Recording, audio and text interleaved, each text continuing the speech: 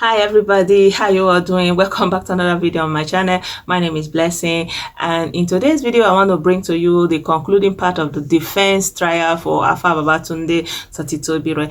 So yesterday, the 22nd of July 2020, the defense, that is the defense counsel, the lawyers presenting the defense case for Sotitobire, ended everything that they have. So yesterday the defense have ended. That means they believe that they have brought all the witnesses and all the substantive evidence that they have to defend the client. So this video is just to give you the short brief summary of what happened yesterday. So if you are new to my channel, I welcome you. I hope that you're going to subscribe, and I'd like to say thank you to every one of you who already subscribed.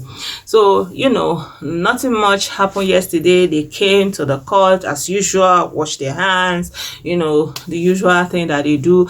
And so when the court proceedings started, they brought in one videographer in the person of Olayinka Abolade, and he said that Sotitobire contracted him to compile the videos that they will use as exhibit for the court. So there was a little bit of deliberation from both sides, objections, whether those videos should be allowed to be used as evidence, but the judge in charge of the court allowed that videos that they can use them as exhibits. So when they played the videos in court, there was not so much substantive content within them, because they were just videos of prayer sessions that they were holding, and they said those prayer sessions were being held in supplication to God for the recovery of gold, and interviews that God's mother gave to journalists, as well as interviews that Sotitobire himself gave to journalists. And so when they cross-examined him, they found out that some of those videos, especially the videos where they were praying, there were no dates on them. So you cannot really say what day they have taken those videos. But the videographer said he didn't make the videos. He was only contracted to download the already existing videos on the internet. So he doesn't know about the date of when the videos were made. So for the defense, they believe they have punched that they have punched holes in that witness, that there's nothing much in it, because you cannot say what date it is. And somebody actually pointed out also in my last video that they don't have any video of anything in this church. They don't have any video of people coming to church. They don't have any video of anything that happened in the children's session, in the adult session. They don't have any video. They only have video of when they were praying for the child to be found. So that is not really carrying weight, if you want to really look at it, because you don't have any other video but only the video that you want to use as proof for something. So where are the other videos? So if you can have videos for when you are holding prayer, so obviously there will be camera people or camera around, but anyway, let me not just put my own insinuations into the whole thing. So the lawyers of Sotitobire are very happy with the defense that they have provided for their clients. They believe they have made everything very clear that their client is not guilty of the charges that have been brought against them, and that they have been charged with conspiracy to aid and abet kidnapping itself, and also destruction of vital evidence. So his team, his counsel, believes that all the exhibits, all the videos, the written statement, and the witnesses that they have brought have been able to do the case for them to prove the innocence of their client. So let me just let you hear what the lawyers have to say. We have shown, obviously, to the courts the role play by the defendants. We have informed the court, called witnesses to show that they are innocent of the charge, though that is subject to the court's decision. Yeah, so my people, you've heard from him. He said that they have done the best that they can.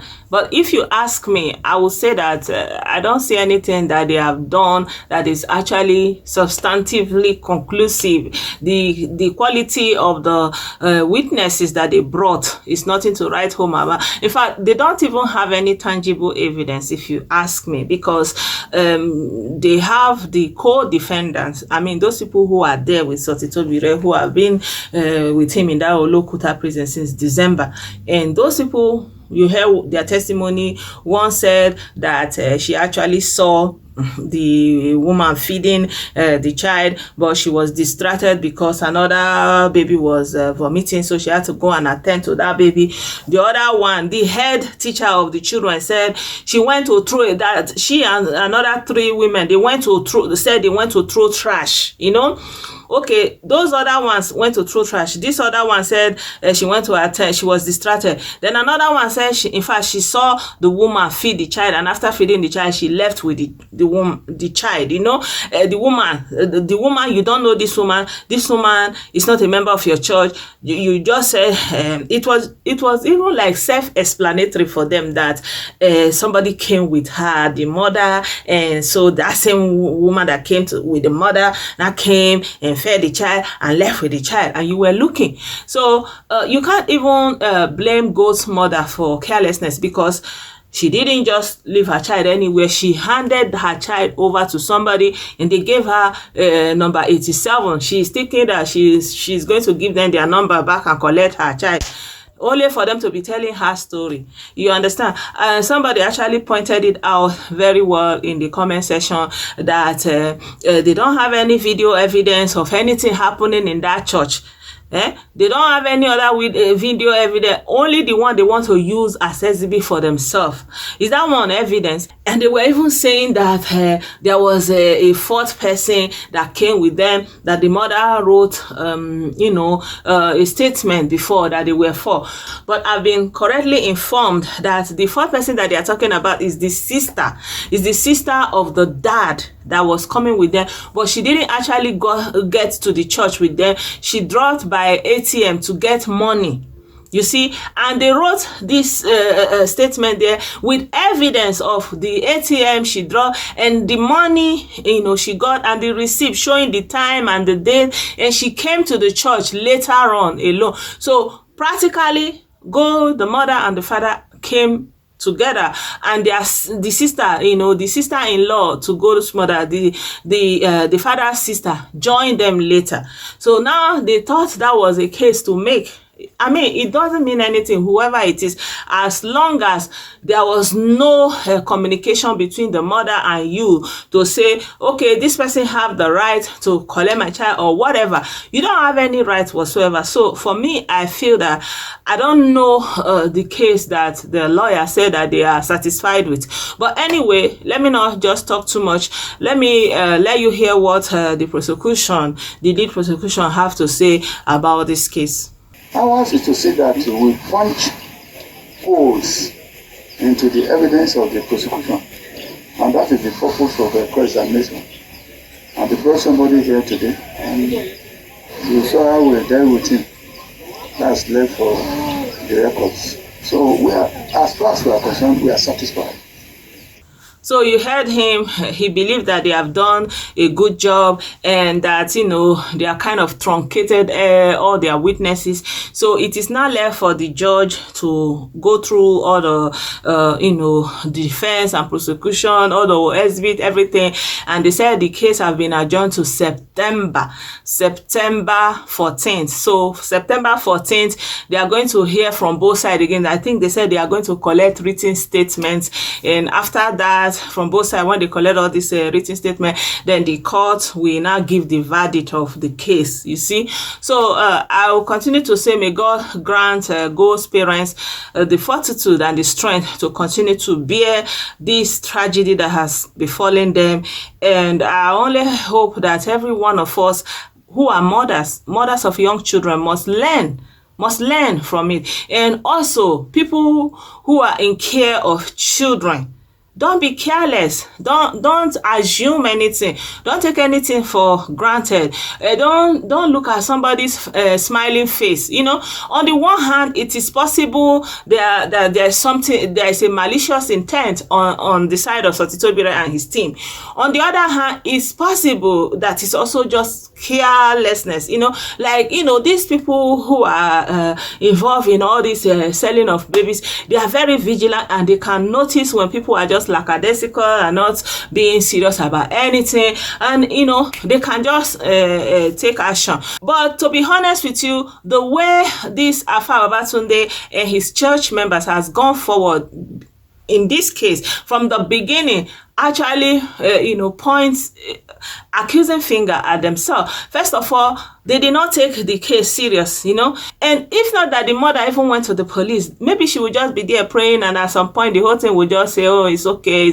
Maybe they did not expect that she will go to the police. So if the mother didn't go to the police, maybe we will not even know what is going on, you see. And another thing, they were actually accusing the parents, that the parents are the ones that know where they want to keep their child. They want to set up their pastor, and they want to collect ransom of 10 million or 20 million. So, you know, the Alfa Babatunde went on defense even before he was accused.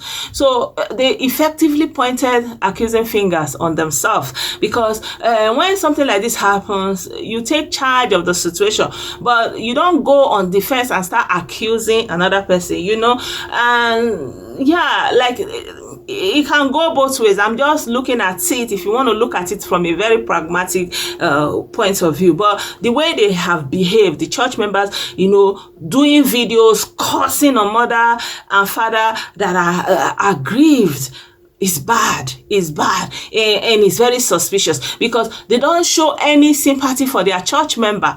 I've never seen this kind of thing before. Like, this thing is so strange.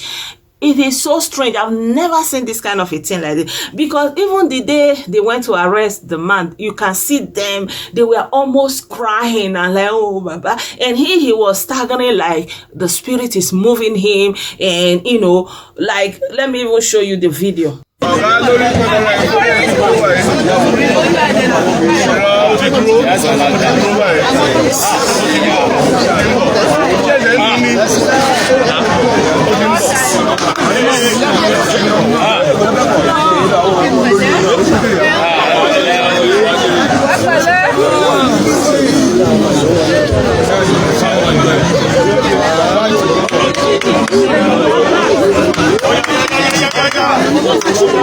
Oh yeah, what be no? I know they are from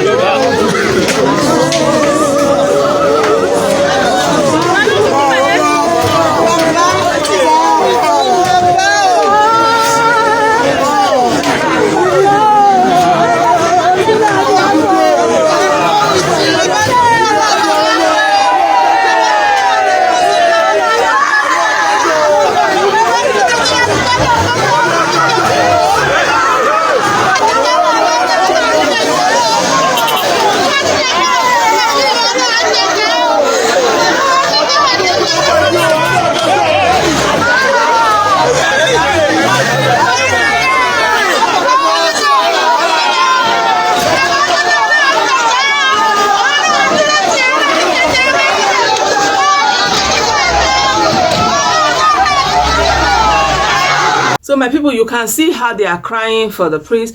They never, up until now, I've never seen any member of this congregation that have shown any sympathy for this child.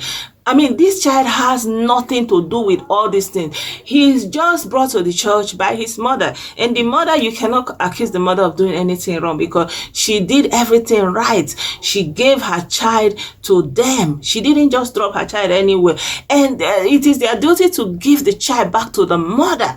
They don't have any right to give the child to any other person. And it's outrageous, the confidence they have to be explaining that they gave it to a second person. Like, how can you be that self-confident, like to be saying that you gave somebody's child, a whole child, to somebody else that you don't know? You don't even know the person's name. You don't know the person. I've never seen this kind of a thing. So this is really, really, really pointing accusing fingers at them, no matter how liberal you want to look at this thing. So in the end, it is left for the judge to give the verdict, and by the grace of God, we'll be watching and waiting and to see what they are going to say. And I really hope that the Nigerian police will continue to be looking for this child and to continue to be following any lead. And I will also hope that Go's parents are engaging people who look for, like what they call them, this anti-kidnapping unit or something. There's a unit for them, trafficking units, human trafficking units that the government have. All these bodies, please, my people, just help this family follow up on all these fronts. Perhaps there may be a lead to where the child is, because at the end of the day, we are still not hearing anything about this baby. So my prayer and my thoughts are with this family, with this child, wherever he is. May God Almighty lead him back to his parents. May all these things end in praise, and all these tears must be wiped away, because I don't know what it means that somebody will wake up in the morning and take his child to church and come back empty-handed. I mean, this is unbelievable, and I feel that every one of us who are mothers must learn from this. Before you take your child to the children department, be sure of what they are doing.